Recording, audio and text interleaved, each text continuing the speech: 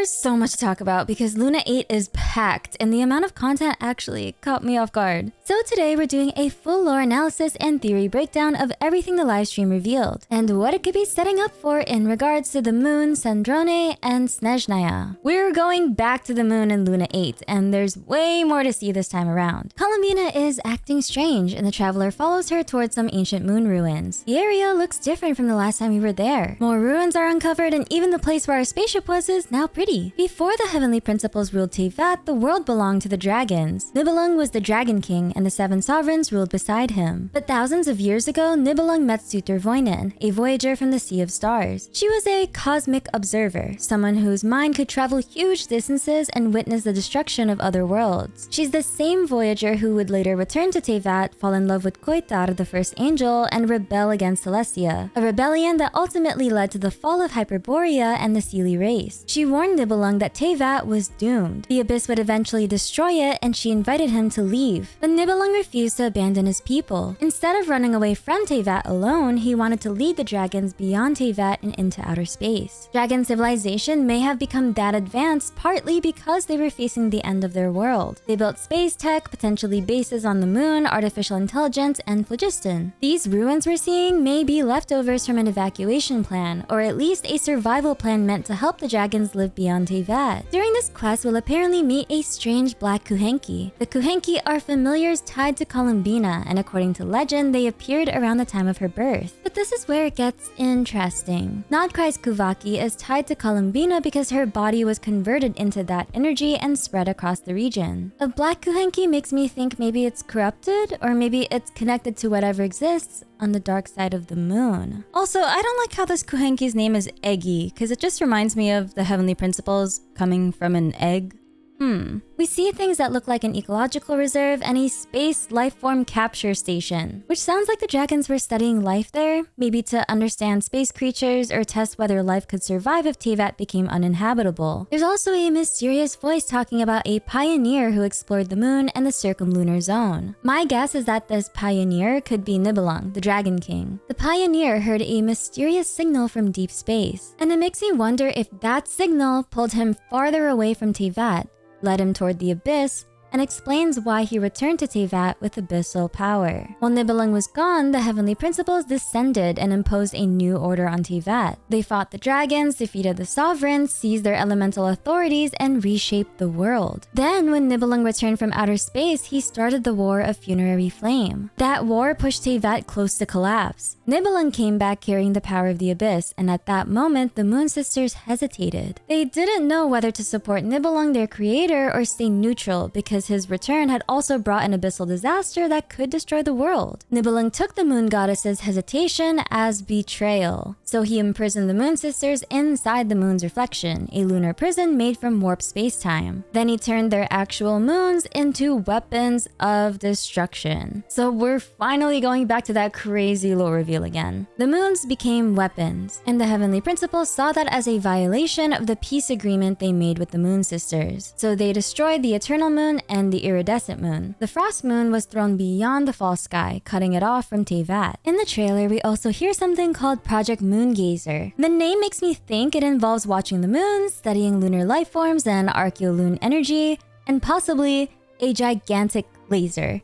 Yep, a dragon Death Star. You know how much I love Star Wars, and I've been asking for a Death Star in Genshin since like last year. Crazy theory, but the hidden facility on the dark side of the moon might be some kind of gigantic lunar weapon. The moons were turned into weapons. Maybe there's even a gigantic laser meant to fire at the Heavenly Principles, Celestia, or Teyvat itself. And that might explain why the moon has lifeform research facilities and what looks like an ecological reserve. The Voyager did say Teyvat was supposed to be destroyed by the Abyss, perhaps Nibelung? But a descender, the Heavenly Principles, changed that outcome. But right now, something is clearly wrong with the moon. The lunar sea has an extremely high concentration of archeolune energy. The moon creatures are being affected by some unknown disturbance, and Columbina needs our help to investigate it. So imagine if this moon laser somehow reactivated and now Columbina and the Traveler have to stop it before it fires. Crazy thought. Now let's talk about Sandrone, because her reveal also gave us one of the biggest Snezhnaya clues so far. Sandrone has something called a stellar lynchpin, and and a stellar linchpin isn't a normal vision. Fatui research connects it to the deceased third descender. That connection is pretty big because the Gnosis were also created from the remains of the third descender. In Hymns of the Far North, the third descender is strongly implied to be Satalainen, a figure tied to Snezhnayan mythology. The book says Satalainen was carved into 7 pieces by Pitgamunen, who is strongly implied to be the heavenly principles. This matches the Fontaine reveal that the 7 Gnosis were made from the third descender's remains. The Tsaritsa has been collecting the Gnosis, which are essentially pieces of the third descender's body. So if stellar lynchpins are also connected to the third descender, then they share a similar origin to the Archon's Gnosis. A vision lets someone use an element, but a stellar lynchpin seems to do something stranger. It seems to change how elements react with each other. For example, we get stellar conduct, which is basically a special version of superconduct. It's an object that can seemingly bend the rules around elemental reactions, which is great as a setup for Snezhnaya. Snezhnaya is preparing for war against the heavenly principles. The Fatui have collected Gnosis, are actively studying descenders and their power, created delusions, and now we're being introduced to a Snezhnayan vision-like object that's tied to the third descender again, and can change elemental reactions. It makes me wonder if they're looking into replacing the vision system itself. And we might already be seeing the Fatui try this in other areas too. Pantalone has been experimenting with different currencies, almost like Snezhnaya is testing whether they can challenge the Mora system. So they may be trying to replace the systems that Teyvat currently runs on: Visions, Mora, ley lines,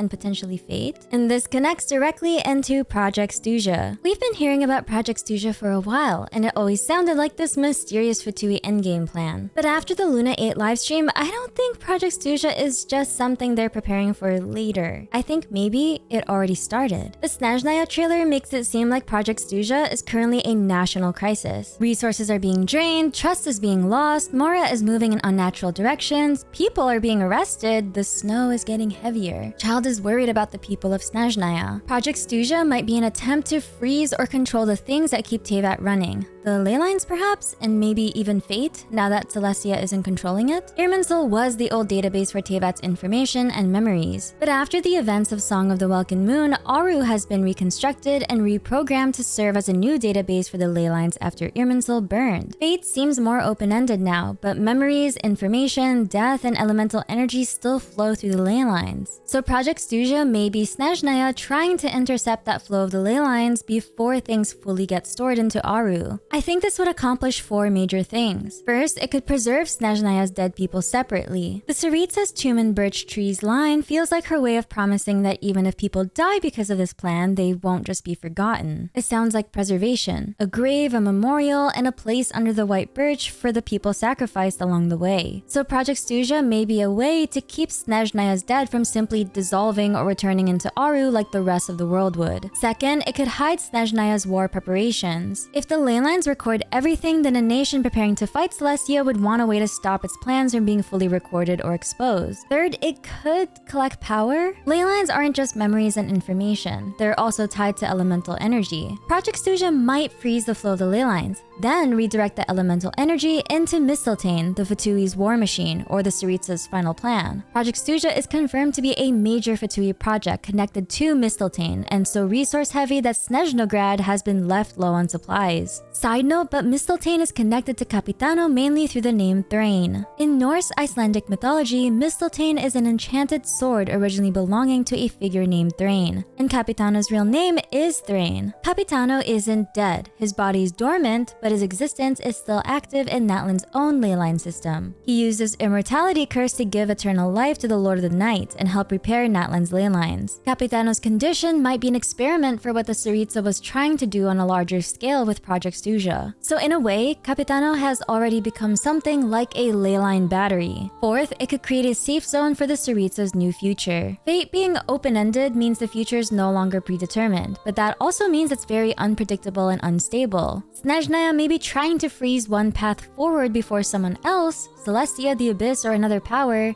takes control of fate. That could also explain why Paimon seems weak in the trailer. It could just be that Snezhnaya is cold and Paimon's struggling, but I don't really think so. The trailer opens with her appearing to be very weak before Piero says war is coming, which makes things feel more sus. Paimon is already strange. Her origin is unknown. She doesn't seem like a normal Teyvat being, but she's also affected by elemental changes. Canotilla saw her as a little rainbow balloon with a string going upward beyond the sky, and her fate can't be read normally. So if Project Stuzha is the prelude to the war the Tsaritsa is about to wage on Celestia, then it really makes you wonder if Paimon does indeed have celestial ties. One more thing. What I'm about to say builds on the theory that the Heavenly Principles might be the Traveler's spaceship AI. In the Winter Nights Lazo teaser, we see a chessboard, and that board seems to reference the famous 1996 match between Deep Blue and Garry Kasparov, one of the most iconic human versus AI chess matches ever. But in Genshin's version, the positions of the kings and queens are swapped, which makes the board more evenly matched. And that's interesting because this chessboard is meant to symbolize the Fatui against the Heavenly Principles, which is an AI, according to this theory. If the Heavenly Principles functions like an AI machine, then Project Stuzha might be the Fatui's way of freezing the systems it depends on. The flow of data, energy, ley lines, and maybe even the resources keeping it active. So Project Stuzha could be a way of killing the AI. AI uses water, right? So freeze the water, I guess? There's an item called A Song from Somewhere, connected to the tattered paper left by Alfonso, also known as Trofim Snezhevik. The song is about children without real families who find a new family in the Fatui and fight for parents who aren't related to them by blood. It ends with the speaker saying that if they one day stop their journey and slumber under the white birch, the others should carry on without them. The Tsaritsa also says a tomb and birch trees, the Tsar's final token of affection, which makes the birch tree feel like a Snezhnayan symbol of death, burial, and sacrifice. Pantalone says Mora isn't water. Sometimes it can flow in unnatural directions. Mora is the money system the whole world uses, so if Mora is suddenly flowing in unnatural directions, that probably means Snezhnaya is redirecting its wealth and resources into Project Stuzha. And that would explain why the city of Snezhnograd is already running low on supplies. So Pantalone is basically saying that this plan is keeping the war effort alive, but it's also draining the country from the inside. This also makes Child's doubt in the Tsaritsa's plans and Sandrone's line hit harder. How much trust have we lost to this plan already? Project Stuzha may be necessary for the war, but it's also making the Fatui look like they're sacrificing their own people. This is why I think Project Stuzha may already be happening, and honestly, it might be starting right now. And now we get to the strangest visual in Snezhnaya, the roots in the sky. It looks like Snezhnaya is under a tree. I think those roots may be Project Stuzha's artificial ley line system we talked about earlier, or it could also be the ice tendrils on a snow globe. Project Stuzha might also be a snow globe encasing Snezhnaya. And that brings us back to the Tsaritsa and the Belitzar. The Belitzar was the first Cryo Archon. After returning from the ruins of the far north, he began searching for a way to overturn Celestia and create an eternal paradise called Elysium. Then he fell into the abyss during the Cataclysm, and the Tsaritsa succeeded him. Project Stuzha might be the start of creating this Elysium, and the Tsaritsa might be continuing where the previous Cryo Archon left off. Dainsleif once described the Tsaritsa as a god with no love left for her people, and no love from them in return. But I don't think that means she doesn't care at all. I think it means her love has become cold, distant, and terrifying. She wants to save the world, but her method may sacrifice Snezhnaya first. And when she says that which I set in motion, I shall see to an end, she's definitely someone who already knows the cost